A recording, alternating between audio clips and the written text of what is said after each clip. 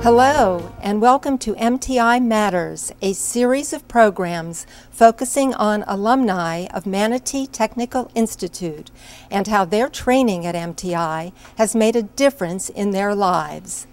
Today, we are departing from our normal format to give you a tour of the newly opened MTI main campus.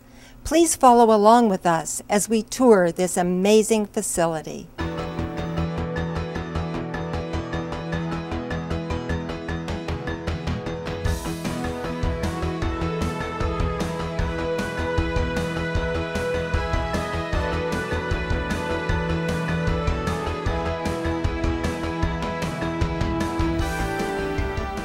And here we are in Cantrell Hall at the new MTI campus. And our tour guide today will be Dr. Mary Cantrell, Director of MTI.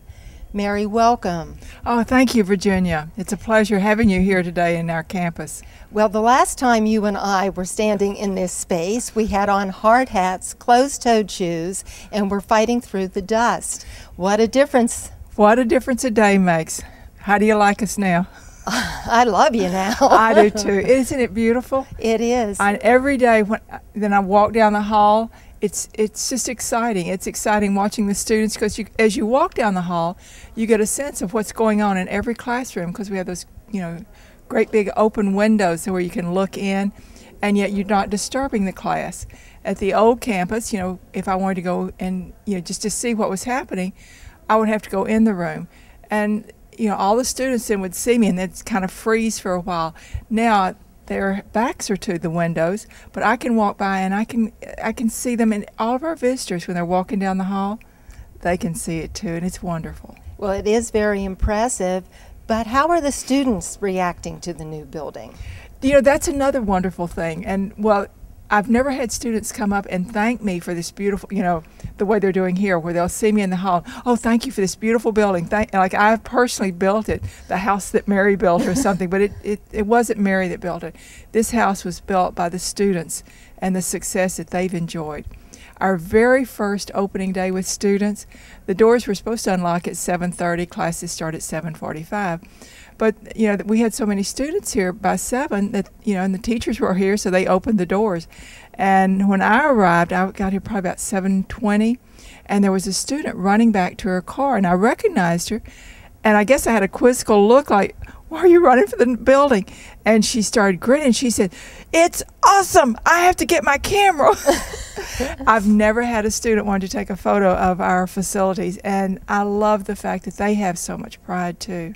Well, it's wonderful that the students are so excited, but I believe the community is also very excited. Can you tell us where MTI fits within the community? I think we're a vital part of this community, and the technical training that MTI provides, when you look at what the job opportunities statewide, nationally, about 20% of the jobs require a bachelor's degree or higher.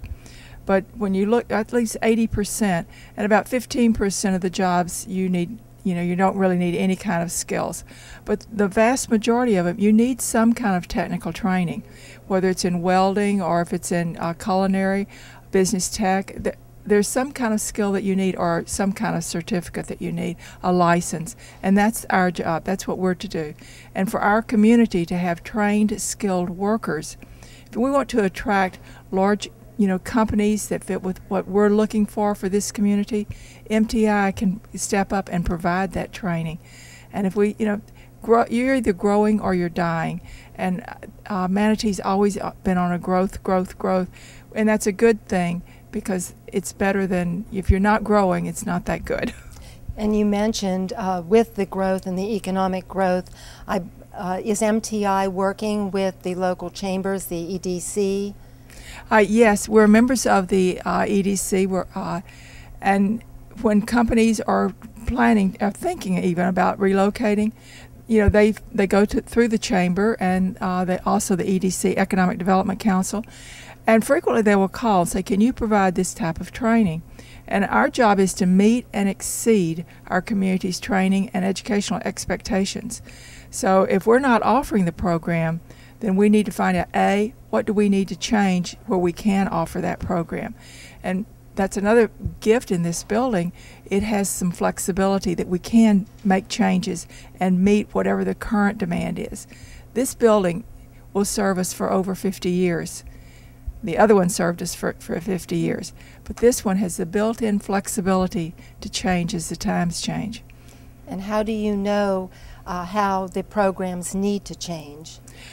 Each program, and in this building we have approximately 40 different programs, but each program is required by us to have an active advisory committee composed of at least 3 people who have the potential to employ our graduates. And we look to them and say, all right, is our curriculum preparing our graduates for people that you would hire?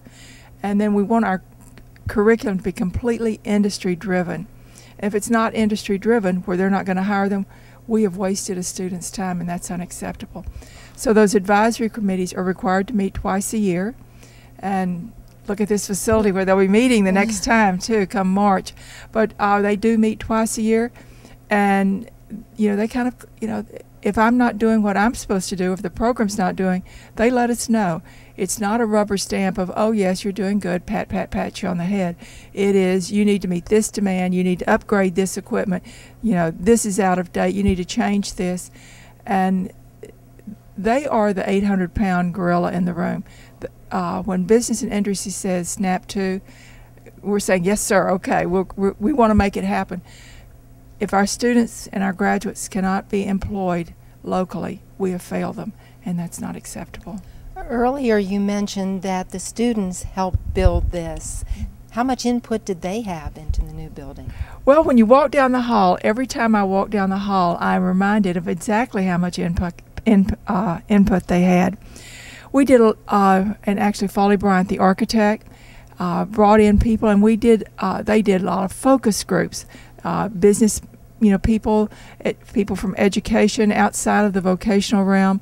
And one of the focus groups happened to be students, current students. And one of the things the students said in the focus group was, we're doing great things in these labs, but no one sees us. And it really, you had to enter the room and disturb everyone to see it, and even then you miss so much. And this one, when you walk down the hall, it's these wide open windows where you can see into every classroom, every lab. It's a wonderful feeling. And speaking of windows, walking down through the administrative suite, I noticed that the counselors have window walls. How did they manage to do that? Well, our counselors, they see every student before they enroll. And the most important thing is kind of your first impression. You only have one chance at a first impression. So we want to make certain that the people greeting for that first impression, that it's a good one. And then when they meet with the counselor, we wanted them to have an office that the counselors realize you are the first step, the most important step for this student. And after we saw the building and it was near completion, I met with the counselor, the head of the counseling department, and I said, well, Miss Miller, you've been to the building. You may have your choice of suites of offices, and meet with the counselors and tell me, this office has this beautiful wall of glass that you can look out onto see State Road 70. The other offices are significantly larger, but you will not have a window on the world. Which do you think will be better for future students? They met, and they said, we want the smaller office, please. And yes, I was very pleased with that decision. Well, you have us very excited about seeing this building, so I believe we might be ready for our tour. Well, one more little thing about how the students built this building. Before I came, there was $10 million the school board had set aside for MTI, and that would have probably rebuilt us, in the 90s. And as fate would have it, there was another more pressing need, and they didn't do anything at that point, for which I'm eternally grateful. And when I met with the staff, and they said, well, they have to rebuild us because this one is falling in. And I said, well, first you have to prove you're worthy. We have to earn that. And we do that by proving let's have a vision. And our vision was we're going to be nationally recognized for excellence in technical training and academic education. And at first people kind of laughed. And I said, oh no, people will come to this campus to see us.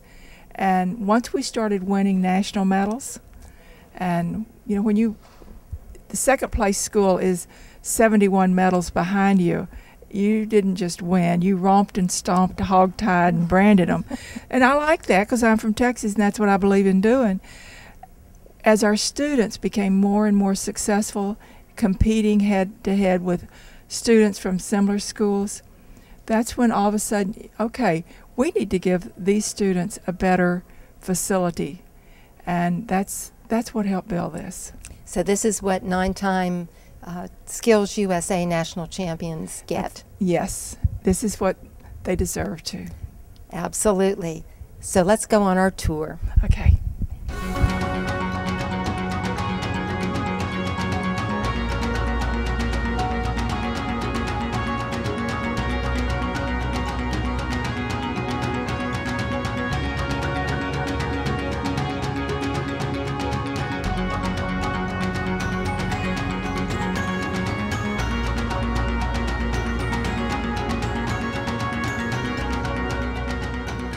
Dr. Cantrell, we're now standing by the kiosk, which shows this magnificent layout of the building as well as listing some of your programs. Do you want to talk a little bit about the layout? How many square feet do you have? Okay, well, the square foot, there's 210,000 square feet under one roof, and that houses all of our programs, which is very exciting to us.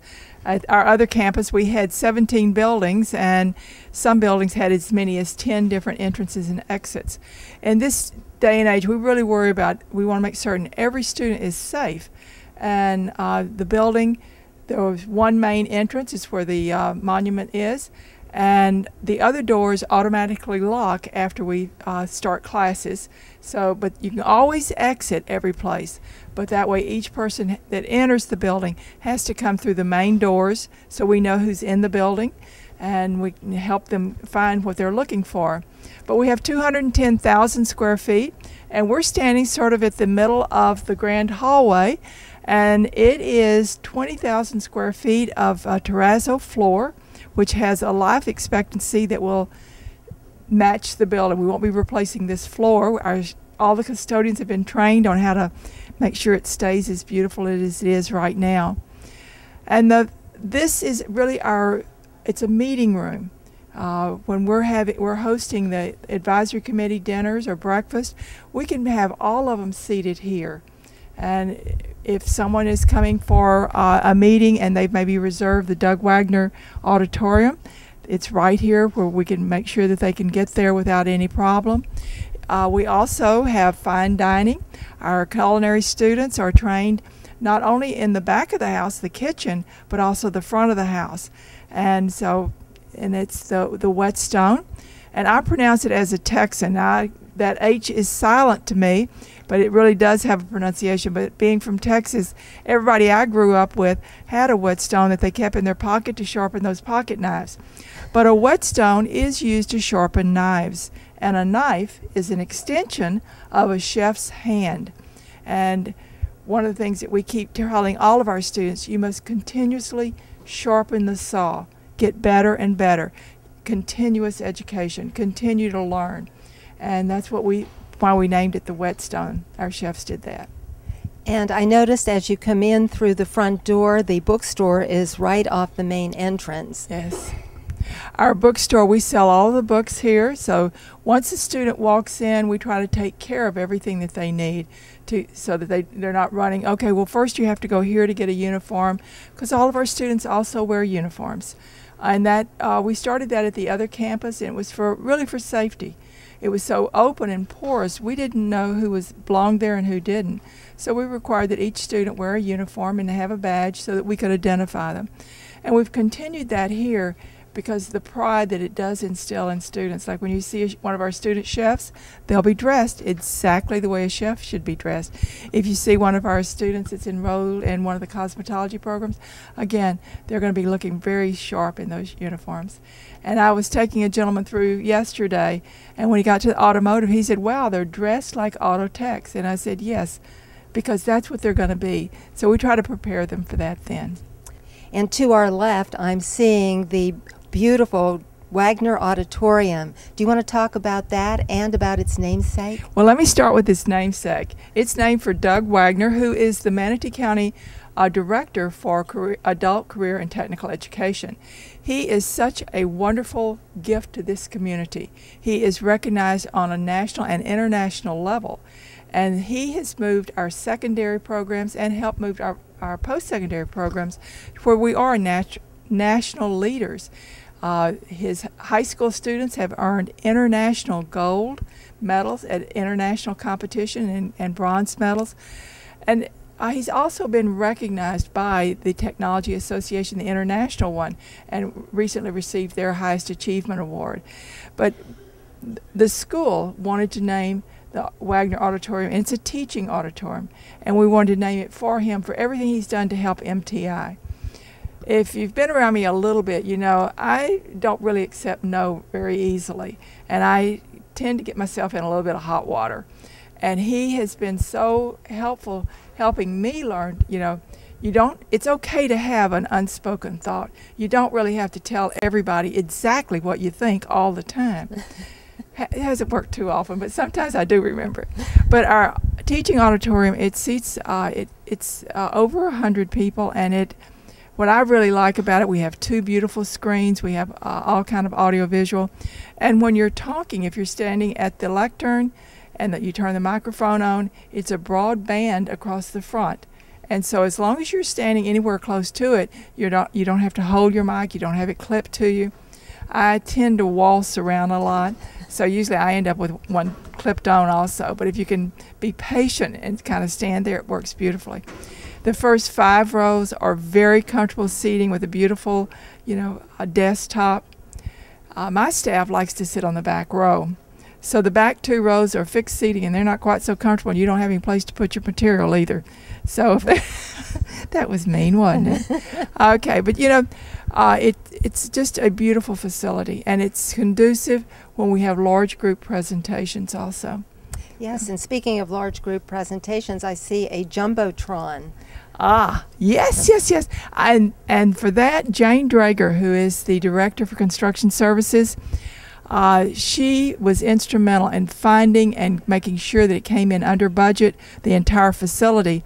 And we really wanted a Jumbotron, something that could be in real time, something that was happening somewhere else that we could flash there. Like the other day when they were making confection in the pastry shop, it was flashing here at lunchtime, which I thought was a little bit cruel because they didn't have any to sell right then.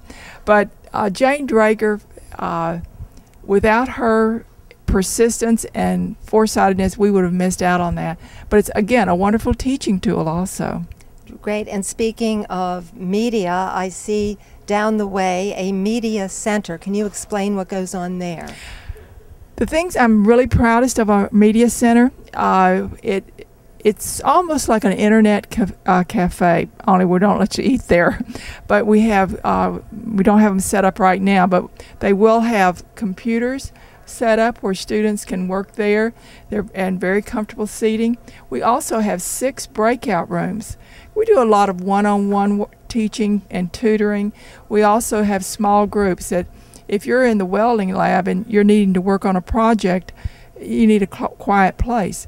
And we couldn't isolate that many quiet places throughout the campus. So we have 6 right there in our media center. Beautiful glass, again, where you can see out into the parking lot. They're very beautiful.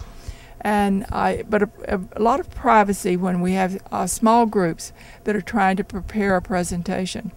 It's not you just need to learn technical skills. If you can't present your information to your supervisor, you may not be able to get across what you want to do. So we also require students to learn how to do presentations. That's very important in these days. So at this point, is there anything else you'd like to talk about before we go on our tour? Well, you know, I really would invite the public to come and call the school and make reservations at the Whetstone for fine dining.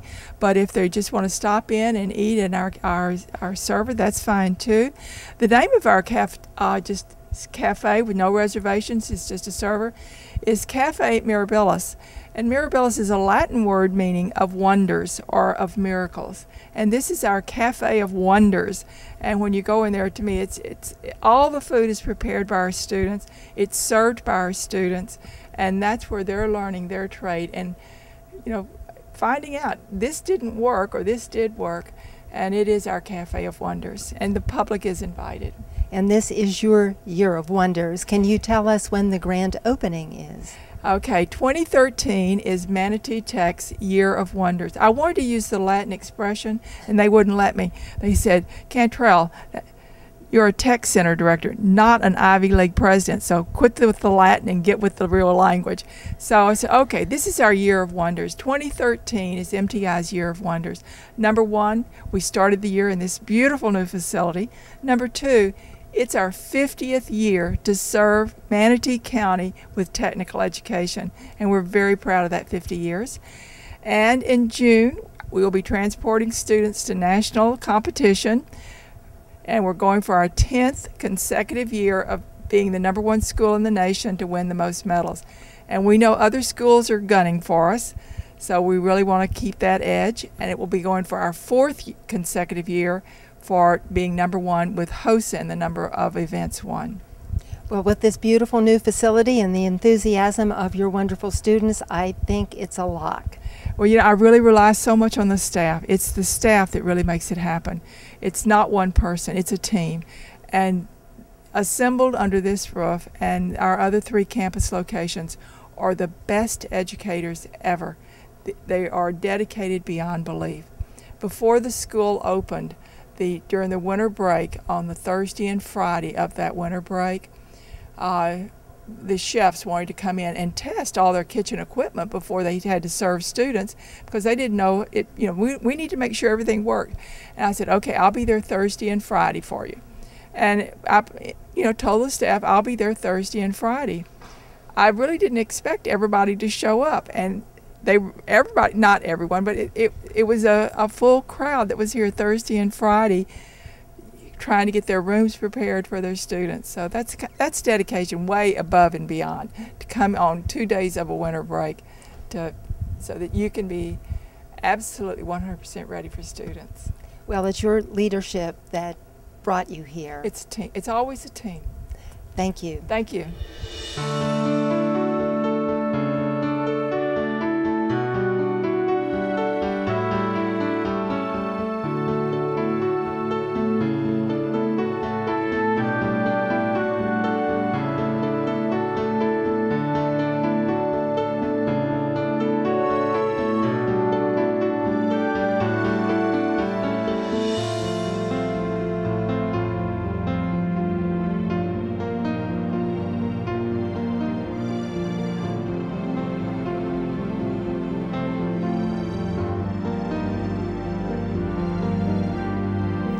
We are now in the Whetstone Bistro, which is the showcase of MTI's culinary program.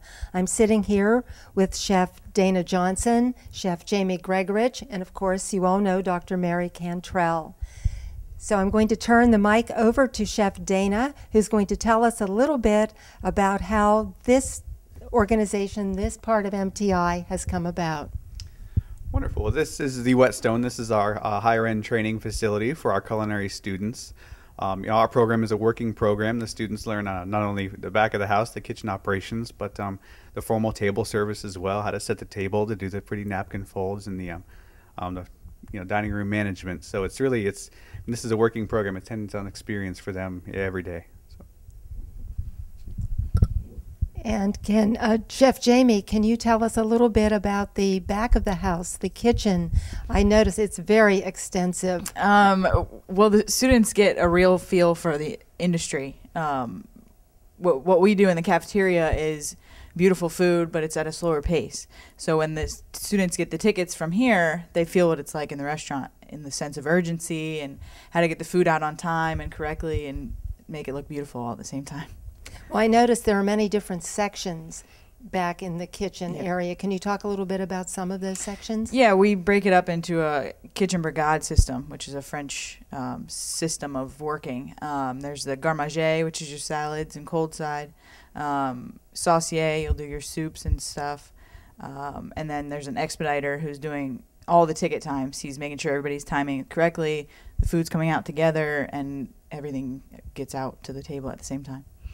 And Dana, I know that you've started your new pastry program, and you have some very elegant areas that you want to talk about. I'm especially interested in the chocolate room. Oh, absolutely. We're so excited. We've got there on our production bakery, brand new ovens, beautiful equipment, just specifically for bread baking. We've also had, you mentioned the chocolate room, a little climate controlled area with marble tabletops just for doing the chocolate and the detailed little sugar works, things like that. And we're very excited to utilize all of that with our students.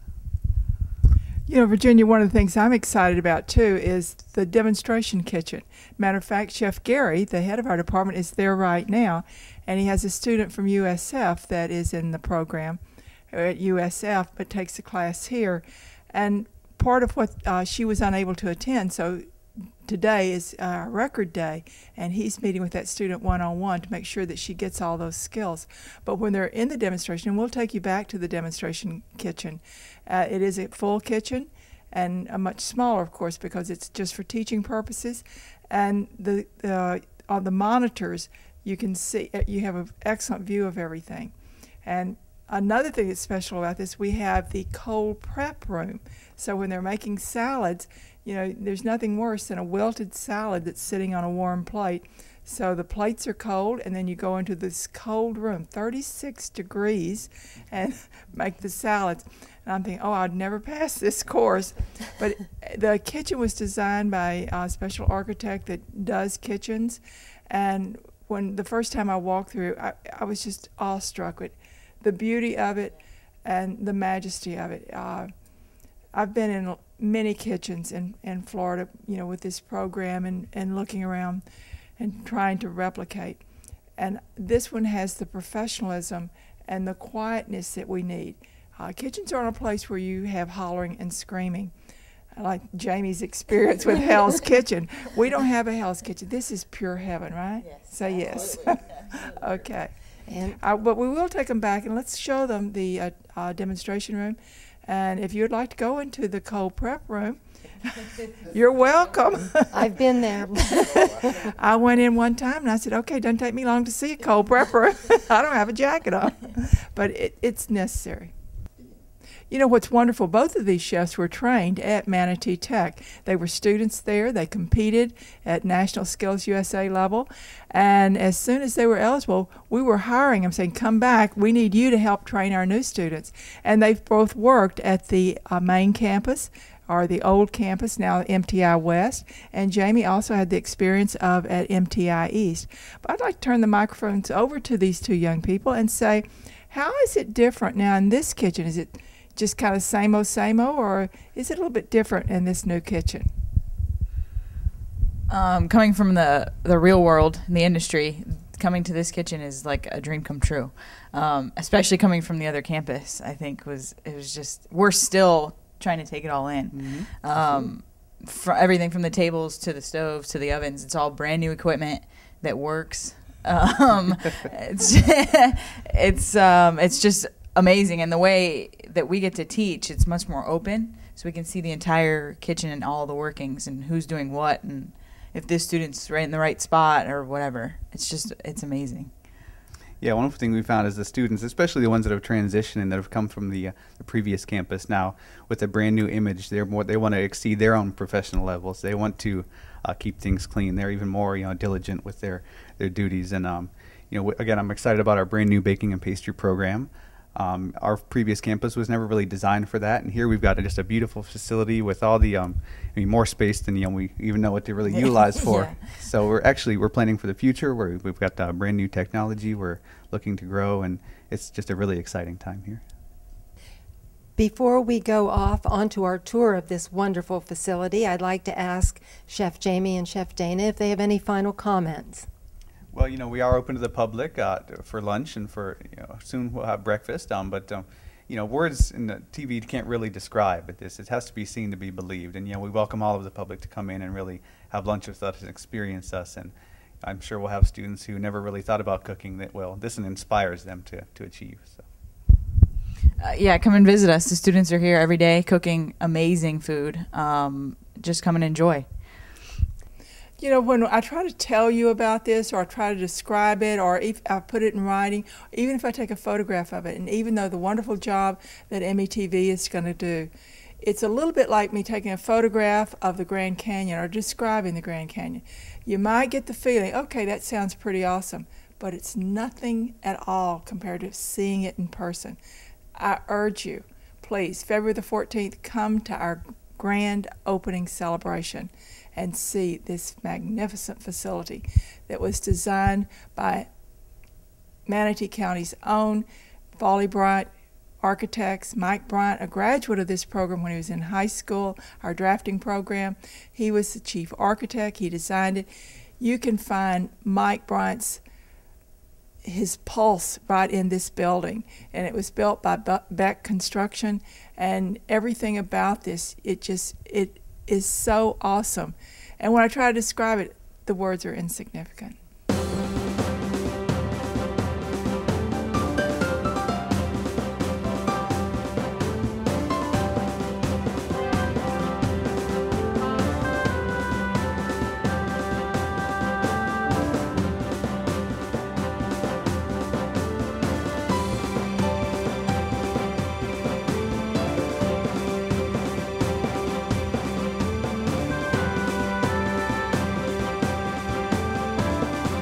So Chef Dano, I know we're in only one of the kitchens here in the Culinary Institute. Can you tell us where we are and a little bit about it? Yeah, this is the kitchen for the Whetstone dining room we just saw, where the students are actually learning fine table service, and they're preparing the plated entrees right behind us here.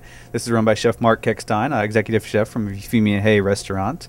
This is just one of many kitchens we have here, capacity for over 100 students. So at any one time we could have 10 students working here in the fine dining restaurant as well as the other kitchens throughout the campus. Okay, Chef Dana, where are we now in this part of the kitchen? And I also noticed that there seems to be a class going on behind us. Can you explain where we are? Absolutely. We're in the main kitchen right now with over room for about 40 student stations in here. And we have over six stoves, about 36 burners with different ovens and equipment in the kitchen alone here just behind us. But actually behind through the glass here, we've got our state-of-the-art teaching kitchen with a little demonstration going on by Chef Gary Colpitz. He's teaching one of his USF students, which University of South Florida. Actually, the USF students, as part of their hospitality degree training for their bachelor's degree, they come to MTI for the culinary portion. All their hands-on experience is done here, so they're actually kind of learning what it's like to be in our culinary program. In the background, doing little demonstrations and things in there, so they're doing some of their skills. Yeah. I notice on most of the ceilings there are TV monitors. Is this for demonstration? Is it for teaching? Absolutely. You can see in the classroom behind us, we've got full camera facilities and demonstrations. So if a chef's doing a demonstration or lecture in the classroom, they're able to view it in the kitchens. We've got just state of the art, lots of cameras in all of our areas here, and it's for teaching for many things. So nobody's left out, even if they're in the kitchen, depending on what part of our huge kitchens they're in here. Okay. Thank you. Time to move on.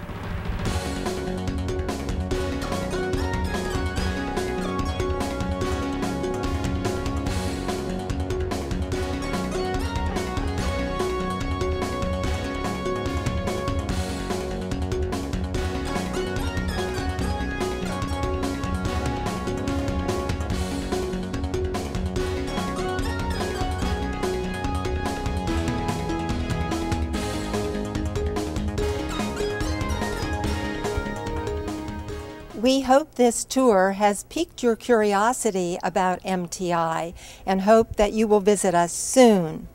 If you are an MTI alumni and want to learn more about the association, please contact us through the website shown on your screen. Or if you have an interest in learning more about MTI's educational programs, you can also visit the website shown on your screen. So until next time, I'm Virginia Siraki, and reminding all of us that MTI matters.